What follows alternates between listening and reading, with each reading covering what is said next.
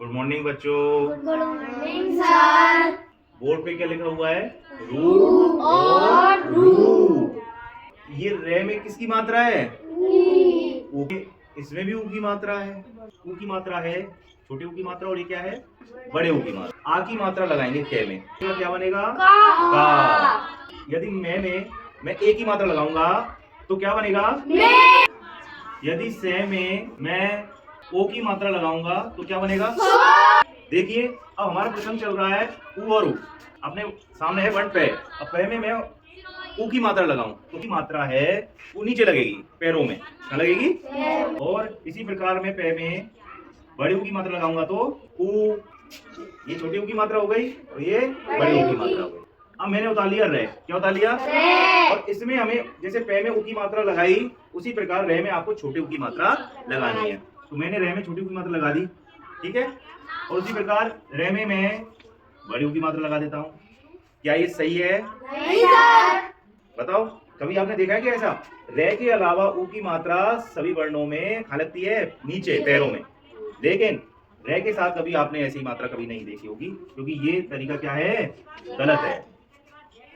ये लिख लिया हमने रे, और इसमें छोटे ऊ की मात्रा लगानी है। छोटे ऊ की मात्रा को ऐसे दर्शाते हैं ना, और बड़े ऊ पे मैं रे में ऊ की मात्रा लगाऊंगा। रे में इसको मिलाएंगे तो क्या बनेगा? ये हमने रे लिख दिया और ये ऊ की मात्रा लग गई। इसमें गांठ लगाऊं क्या? क्यों? क्योंकि ये छोटे ऊ की मात्रा है।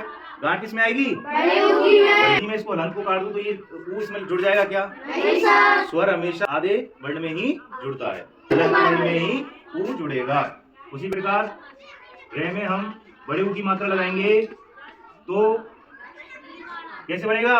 रू मात्रा है, बड़े ऊ की मात्रा में क्या लगती है? गांठ लगती है। तो ये छोटे ऊ की मात्रा बड़े ऊ की मात्रा में क्या हो गया? अंतर। अब कैसे? जैसे थोड़े कुछ एग्जाम्पल हैं, उनके माध्यम से हम देखेंगे। इसका उच्चारण करें। ये क्या है? रुक। किसकी मात्रा है? छोटे ऊ की मात्रा। रुक। ये क्या है? रूप। थोड़ा लंबा खींचेंगे क्योंकि किसकी मात्रा है? बड़े ऊ की मात्रा। इसमें कौन सी मात्रा है? क्या बोलेंगे? ये क्या हो गया? रूह।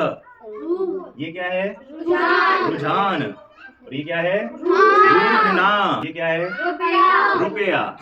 और कई बार हमें देखने को मिलता है कि रुपया में हम कैसे, रुपया यदि हमें लिखने को कोई बोले और हम अक्सर ये लिख देते हैं रुपया।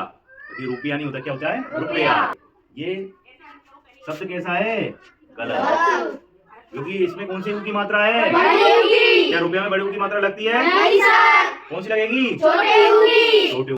कई बार हमें देखने को मिलता है हम क्या लिखते हैं? अमरूद। छोटी छोटी गलतियां ये। हम केवल ये कहकर फ्री नहीं होंगे कि सर ये रू है, ये भी रू है, लेकिन उच्चारण दोनों का एक सा ही कर रहे हैं, तो उच्चारण में भी अंतर है, इनके रूप में अंतर है। तो इसको बोलेंगे रू, इसको बोलेंगे रू। हमारी बात यहीं तक खत्म हो जाएगी क्या? सर ये तो छोटा हुआ है, ये बड़ा हुआ है। ये क्या है? पुरुष। कौन सी ऊ की मात्रा है? छोटे ऊ की। उसी प्रकार ये क्या है? डमरू। डमरू। तो ये कौन सी ऊ की मात्रा है? बड़े ऊ की। ये क्या लिखा हुआ है? रुधिर। अब कभी हम जोड़ नहीं डालेंगे इस जगह, रुधिर ऐसे नहीं बोलेंगे, रुधिर। क्या बोलेंगे? रूखा। तो इस तरीके से हम रू और रू में अंतर करना सीख गए। छोटे ऊ की मात्रा में गांठ लगती है? नहीं सर। बड़े ऊ की मात्रा में लगती है? Yes sir. तो ये छोटी छोटी गलती हैं जो बहुत ही गहरी बातें हैं, लेकिन हम इनको नजरअंदाज कर देते हैं।